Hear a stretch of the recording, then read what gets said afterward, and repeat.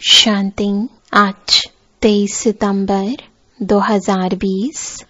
बाबा के महावाक्य है, मीठे बच्चे, तुम्हें यही चिंता रहे कि हम कैसे सबको सुख धाम का रास्ता बताएं। सबको पता पड़े कि यही पुरुषोत्तम बनने का संगम युग है। प्रश्न है, तुम बच्चे आपस में एक दो को कौन सी मुबारक देते हो? मनुष्य मुबारक कब देते हैं? उत्तर है, मनुष्य मुबारक तब देते जब कोई जन्मता है, विजयी बनता है, या शादी करता है, या कोई बड़ा दिन होता है, परंतु वह कोई सच्ची मुबारक नहीं। तुम बच्चे एक दो को बाप का बनने की मुबारक देते हो। तुम कहते हो कि हम कितने खुश नसीब हैं जो सब दुखों से छूट सुखधाम में जाते हैं। तुम्हें दिल ही दिल में खुशी होती है। ओम शांति। बेहद का बाप बैठ बेहद के बच्चों को समझाते हैं। अब प्रश्न उठता है, बेहद का बाप कौन? यह तो जानते हो कि सबका बाप एक है, जिसको परम पिता कहा जाता है। लौकिक बाप को परम पिता नहीं कहा जाता। परम पिता तो एक ही है। उनको सब बच्चे भूल गए हैं। इसलिए परम पिता परमात्मा जो दुख हरता सुख करता है, उसे तुम बच्चे जानते हो कि बाप हमारे दुख कैसे हर रहे हैं। फिर सुख शांति में चले जाएंगे। सब तो सुख में नहीं जाएंगे, कुछ सुख में कुछ शांति में चले जाएंगे। कोई सतयुग में पाठ बजाते, कोई त्रेता में, कोई द्वापर में। तुम सतयुग में रहते हो तो बाकी सब मुक्ति धाम में। उनको कहेंगे ईश्वर का घर। मुसलमान लोग जब नमाज पढ़ते हैं तो सब मिलकर खुदा ताला की बंदगी करते हैं। किस लिए? क्या बहिश्त के लिए या अल्लाह के पास जाने के लिए? अल्लाह के घर को बहिश्त नहीं कहेंगे। वहां तो आत्माएं शांति में रहती हैं, शरीर नहीं रहते। यह जानते होंगे अल्लाह के पास शरीर से नहीं, परंतु हम आत्माएं जाएंगी। अब सिर्फ अल्लाह को याद करने से तो कोई पवित्र नहीं बन जाएंगे। अल्लाह को तुम जानते ही नहीं। अब यह मनुष्यों को कैसे राय दें कि बाप सुख शांति का वर्षा दे रहे हैं। विश्व में शांति कैसे होती है? विश्व में शांति कब थी? यह उन्हों को कैसे समझाएं? सर्विसेबल बच्चे जो है नंबरवार पुरुषार्थ अनुसार, उन्हों को यह चिंतन रहता है। तुम ब्रह्मा मुखवंशावली ब्राह्मणों को ही बाप ने अपना परिचय दिया है। सारी दुनिया के मनुष्य मात्र के पाठ का भी परिचय दिया है। अब हम मनुष्य मात्र को बाप और रचना का परिचय कैसे दें? बाप सबको कहते हैं, अपने को आत्मा समझ मुझे याद करो तो खुदा के घर चले जाएंगे। गोल्डन एज अथवा बहिश्त में सब तो जाएंगे नहीं। वहां तो होता ही एक धर्म है, बाकी सब शांति धाम में है। इसमें कोई नाराज होने की बात ही नहीं। मनुष्य शांति मांगते हैं, वह मिलती ही है अल्लाह अथवा गॉड फादर के घर में। आत्माएं सब आती हैं शांति धाम से। वहां फिर तब जाएंगे जब नाटक पूरा होगा। बाप आते भी हैं पतित दुनिया से सबको ले जाने के लिए। अभी तुम बच्चों की बुद्धि में है हम शांति धाम में जाते हैं, फिर सुख धाम में आएंगे। यह है पुरुषोत्तम संगम युग। पुरुषोत्तम अर्थात उत्तम से उत्तम पुरुष। जब तक आत्मा पवित्र ना बने तब तक उत्तम पुरुष बन नहीं सकते। अब बाप तुमको कहते हैं मुझे याद करो और सृष्टि चक्र को जानो और साथ में दैवी गुण भी धारण करो। इस समय सभी मनुष्यों के कैरेक्टर बिगड़े हुए हैं। नई दुनिया में तो कैरेक्टर बहुत फर्स्ट क्लास होते हैं। भारतवासी ही ऊंच कैरेक्टर वाले बनते हैं। उन ऊंच कैरेक्टर वालों को कम कैरेक्टर वाले माथा टेकते हैं। उनके कैरेक्टर्स वर्णन करते हैं। यह तुम बच्चे ही समझते हो, अब औरों को समझाएं कैसे? कौन सी सहज युक्ति रचे? यह है आत्माओं का तीसरा नेत्र खोलना। बाबा की आत्मा में ज्ञान है। मनुष्य कहते हैं मेरे में ज्ञान है। यह देह अभिमान है। इसमें तुम आत्म अभिमानी बनना है। सन्यासी लोगों के पास शास्त्रों का ज्ञान है। बाप का ज्ञान तुम जब बाप आकर देवे युक्ति से समझाना है। वो लोग कृष्ण को भगवान समझ लेते हैं, भगवान को जानते ही नहीं। ऋषि मुनि आदि कहते थे हम नहीं जानते हैं, समझते हैं मनुष्य भगवान हो नहीं सकता। निराकार भगवान ही रचता है, परंतु वह कैसे रचता है, उनका नाम रूप देश काल क्या है, कह देते नाम रूप से न्यारा है। इतनी भी समझ नहीं कि नाम रूप से न्यारी वस्तु हो कैसे सकती। इम्पॉसिबल है। अगर कहते हैं पत्थर ठिक्कर कच्छ सब में है, तो वह नाम रूप हो जाता है। कब क्या कहते रहते हैं। बच्चों को दिन रात बहुत चिंतन चलना चाहिए कि मनुष्यों को हम कैसे समझाएं। यह मनुष्य से देवता बनने का पुरुषोत्तम संगम युग है। मनुष्य देवताओं को नमन करते हैं, मनुष्य को नमन नहीं करता। मनुष्यों को भगवान अथवा देवताओं को नमन करना होता है। मुसलमान लोग बंदगी करते हैं, अल्लाह को याद करते हैं। तुम जानते हो वो लोग अल्लाह के पास पहुंच तो नहीं सकेंगे। मुख्य बात है अल्लाह के पास कैसे पहुंचे, फिर अल्लाह कैसे नई सृष्टि रचते हैं। यह सब बातें कैसे समझाएं, इसके लिए बच्चों को विचार सागर मंथन करना पड़े। बाप को तुम विचार सागर मंथन नहीं करना है। बाप विचार सागर मंथन करने की युक्ति बच्चों को सिखलाते हैं। इस समय सब आयरन एज में तमो प्रधान है। जरूर कोई समय गोल्डन एज भी होगी। गोल्डन एज को प्योर कहा जाता है।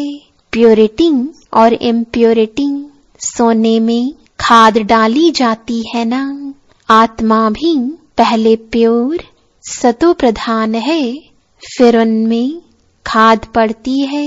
जब तमो प्रधान बन जाती है तब बाप को आना है। बाप ही आकर सतो प्रधान सुख धाम बनाते हैं। सुख धाम में सिर्फ भारतवासी ही होते हैं, बाकी सब शांति धाम में जाते हैं। शांति धाम में सब प्योर रहते हैं, फिर यहाँ आकर आहिस्ते आहिस्ते इम्प्योर बनते जाते हैं। हर एक मनुष्य सतो रजो तमो जरूर बनते हैं। अब उन्हों को कैसे बताएं कि तुम सब अल्लाह के घर पहुंच सकते हो। देह के सब संबंध छोड़ अपने को आत्मा समझो। भगवानुवाच तुम है ही, मेरे को याद करने से यह जो 5 भूत है वह निकल जाएंगे। तुम बच्चों को दिन रात यह चिंता रहनी चाहिए। बाप को भी चिंता हुई, तब तो ख्याल आया कि जाऊं, जाकर सबको सुखी बनाऊं। साथ में बच्चों को भी मददगार बनना है। अकेले बाप क्या करेंगे? तो यह विचार सागर मंथन करो। क्या ऐसा उपाय निकाले जो मनुष्य झट समझ जाए कि यह पुरुषोत्तम संगम युग है। इस समय ही मनुष्य पुरुषोत्तम बन सकते हैं। पहले ऊंच होते हैं, फिर नीचे गिरते हैं। पहले पहले तो नहीं गिरेंगे ना, आने से ही तो तमो प्रधान नहीं होंगे। हर चीज पहले सतो प्रधान, फिर सतो रजो तमो होती है। बच्चे इतनी प्रदर्शनियां आदि करते हैं, फिर भी मनुष्य कुछ समझते नहीं है। तो और क्या उपाय करें? भिन्न भिन्न उपाय तो करने पड़ते हैं ना। उसके लिए टाइम भी मिला हुआ है। फट से तो कोई संपूर्ण नहीं बन सकते। चंद्रमा थोड़ा थोड़ा करके आखिर संपूर्ण बनता है। हम भी तमो प्रधान बने हैं, फिर सतो प्रधान बनने में टाइम लगता है। वह तो है जड़, फिर यह है चैतन्य। तो हम कैसे समझाएं? मुसलमानों के मौलवी को समझाएं कि तुम यह नमाज क्यों पढ़ते हो, किसकी याद में पढ़ते हो। यह विचार सागर मंथन करना है। बड़े दिनों पर प्रेसिडेंट आदि भी मस्जिद में जाते हैं, बड़ों से मिलते हैं। सब मस्जिदों की फिर एक बड़ी मस्जिद होती है, वहां जाते हैं ईद मुबारक देने। अब मुबारक तो यह है जब हम सब दुखों से छूट सुख धाम में जाएं, तब कहा जाए मुबारक हो। हम खुशखबरी सुनाते हैं, कोई विन करते हैं तो भी मुबारक देते हैं, कोई शादी करते हैं तो भी मुबारक देते हैं। सदैव सुखी रहो। अब तुमको तो बाप ने समझाया है, हम एक दो को मुबारक कैसे दें। इस समय हम बेहद के बाप से मुक्ति जीवन मुक्ति का वर्षा ले रहे हैं। तुमको तो मुबारक मिल सकती है। बाप समझाते हैं, तुमको मुबारक हो। तुम 21 जन्मों के लिए पदमपति बन रहे हो। अब सब मनुष्य कैसे बाप से वर्षा लें, सबको मुबारक दें। तुमको अभी पता पड़ा है, परंतु तुमको लोग मुबारक नहीं दे सकते। तुमको जानते ही नहीं। मुबारक देवे तो खुद भी जरूर मुबारक पाने के लायक बने। तुम तो गुप्त होना, एक दो को मुबारक दे सकते हो। मुबारक हो, हम बेहद के बाप के बने हैं। तुम कितने खुश नसीब हो। कोई लॉटरी मिलती है या बच्चा जन्मता है तो कहते हैं मुबारक हो। बच्चे पास होते हैं तो भी मुबारक देते हैं। तुमको दिल ही दिल में खुशी होती है, अपने को मुबारक देते हो। हमको बाप मिला है जिससे हम वर्षा ले रहे हैं। बाप समझाते हैं, तुम आत्माएं जो दुर्गति को पाई हुई हो वह अब सदगति को पाती हो। मुबारक तुम एक ही सबको मिलती है। पिछाड़ी में सबको मालूम पड़ेगा, जो ऊंच ते ऊंच बनेंगे उनको नीचे वाले कहेंगे। मुबारक हो, आप सूर्यवंशी कुल में महाराजा महारानी बनते हो।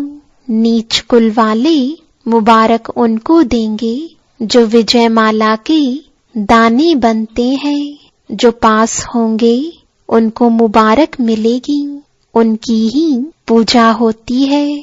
आत्मा को भी मुबारक हो जो ऊंच पद पाती है। फिर भक्ति मार्ग में उनकी ही पूजा होती है। मनुष्यों को पता नहीं है कि क्यों पूजा करते हैं, तो बच्चों को यही चिंता रहती है कि कैसे समझाएं हम पवित्र बने हैं, दूसरों को कैसे पवित्र बनाएं। दुनिया तो बहुत बड़ी है ना, क्या किया जाए जो घर घर में पैगाम पहुँचे। पर्चे गिराने से सबको तो मिलते नहीं, यह तो एक एक को हाथ में पैगाम चाहिए, क्योंकि उनको बिल्कुल पता नहीं कि बाप के पास कैसे पहुँचे। कह देते हैं सब रास्ते परमात्मा से मिलने के हैं, परंतु बाप कहते हैं यह भक्ति दान पुण्य तो जन्म जन्मांतर करते आए हो, परंतु रास्ता मिला कहाँ। कह देते यह सब अनादि चलता आया है, परंतु कब से शुरू हुआ अनादि का अर्थ नहीं समझते। तुम्हारे में भी नंबरवार पुरुषार्थ अनुसार समझते हैं। ज्ञान की प्रारब्ध 21 जन्म, वह है सुख फिर है दुख। तुम बच्चों को हिसाब समझाया जाता है किसने बहुत भक्ति की है। यह सब रेज़गारी बातें एक एक को तो नहीं समझा सकते। क्या करें, कोई अखबार में डाले, टाइम तो लगेगा।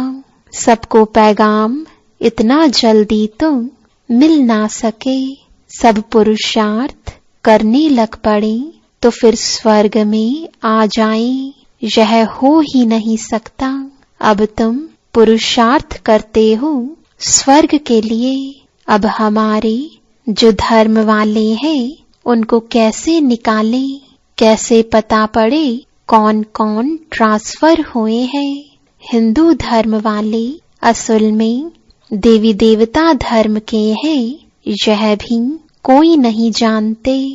पक्के हिंदू होंगे तो अपने आदि सनातन देवी देवता धर्म को मानेंगे। इस समय तो सब पतित हैं, बुलाते हैं पतित पावन आओ।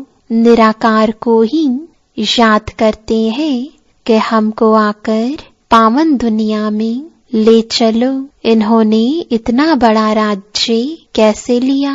भारत में इस समय तो कोई राजाई ही नहीं जिसको जीतकर राज्य लिया हो। वह कोई लड़ाई करके राजाई को पाते नहीं।